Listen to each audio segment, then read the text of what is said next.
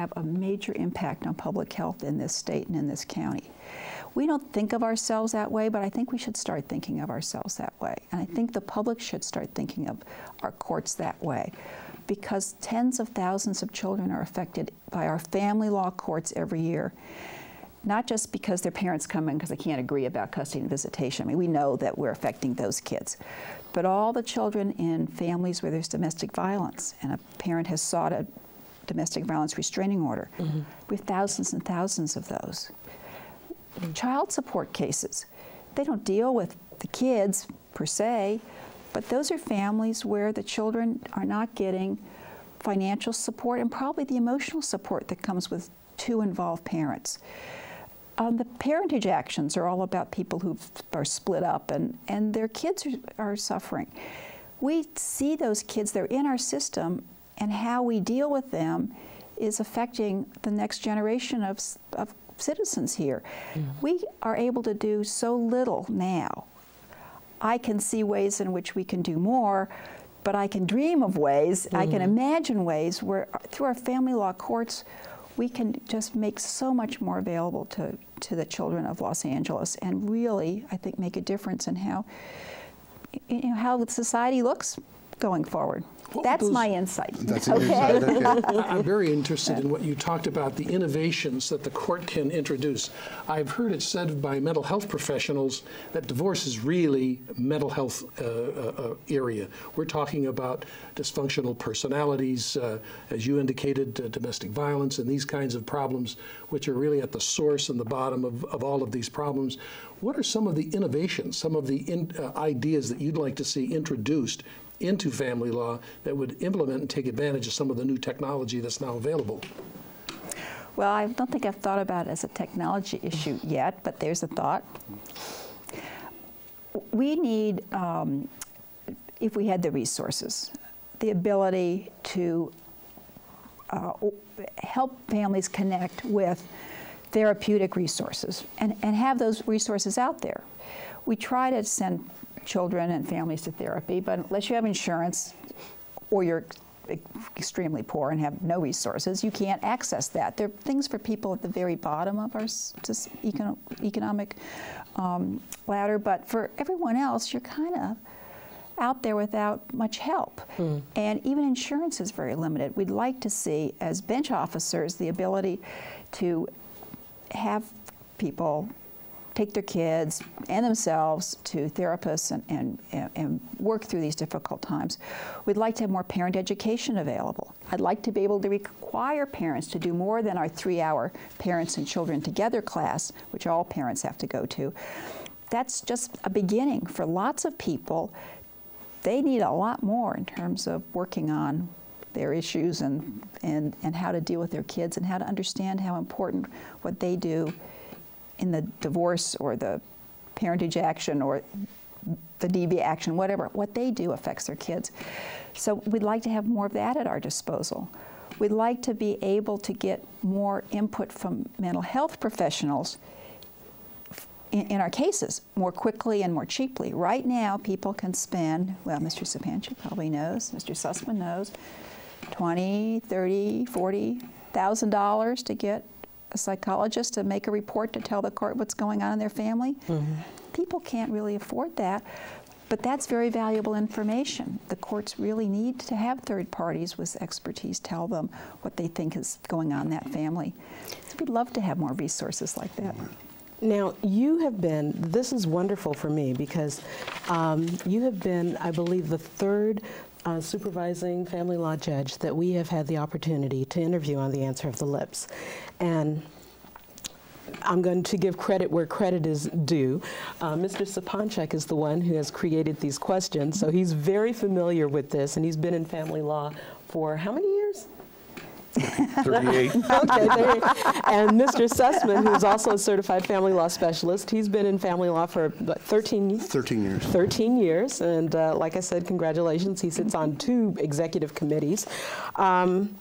What gives you, oh, and I want to also compliment you. During the time that you've been the supervising judge, I just recently noticed this, and we spoke about this in the green room, then I'm going to let Mr. Sussman ask one of his questions, is now, when there's a dissolution filed with the court, and this wasn't going on 8 years ago when collaborative law started up, there's a letter that actually goes out in English and Spanish that provides the opportunity to inform two individuals that might have to go through a dissolution or whatever they're going through, the opportunity that there is a collaborative way to go instead of litigation.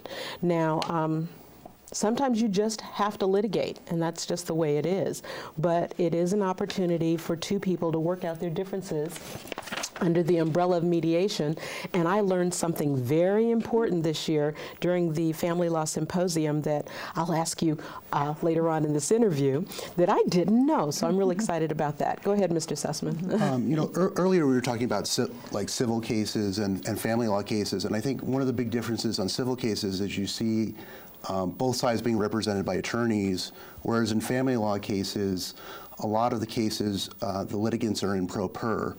And I think that is an special challenge for our court system. You know, how does that impact in terms of how long dissolutions take, and is there a big backlog of dissolutions because people just think that they're going to be divorced in 6 months without anything else happening?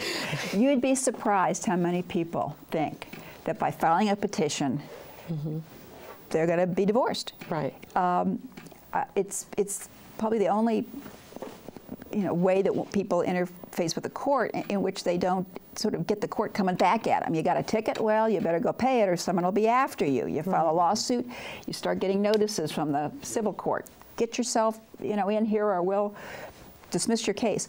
Well, in family law, for a long time, we didn't do anything. You file a petition and it's up to you to move it forward. And a lot of people don't understand that you have to move it forward. You don't get divorced automatically, or how to move it forward. So they just sort of do nothing. Right. And time passes, and under the law, if you don't have your case tried within 5 years, your case gets dismissed. So I had that case come in last week. They've been separated for 5 years. He's married, has 2 more kids. They have no divorce. He filed a petition. She never filed a response. He moved to San Francisco. He thought his divorce was over, and he hasn't even taken the next step.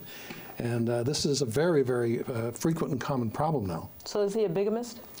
Well, he didn't do it intentionally, so I don't think there's a crime involved, but certainly he's not married. It's an invalid marriage. He knows now. I wrote him a letter, and now he's going to have to figure out what he's going to do, but it's an invalid marriage. it often comes up when people seek to regularize their immigration status, and they need to show the INS or whatever, what their status is, and they look and they're still married to somebody. Or they are married again, and something comes up, some insurance company, someone wants to see something, and they go, oh my goodness. Where's your decree? They hand them a petition. That's not a decree. So we're trying, it's hard for us to deal with the huge backlog of cases that have been filed over the many, many years that are really old. We don't have the resources right now to go back and pull all those up and just send notice to everybody, as if they're even in the same address to get the notice, but that's going to be tough. But we are starting now to be much more proactive, and we're going to be requiring people to come in within 120 days of filing their petition if they haven't served it on the other side and gotten it going. We're going to be making some big changes in terms of how we manage our cases to avoid that problem. Well, so, also as a follow-up, isn't there some resources for people that are in pro per that the court has to help them with the papers to move it forward? For the first time, we have a very, very good center now for self-represented people starting about 2 years ago. We've always offered a little bit of help, but nothing that was really that useful, because handing people a big packet of forms and saying, oh, you're getting a divorce, well, here's the packet.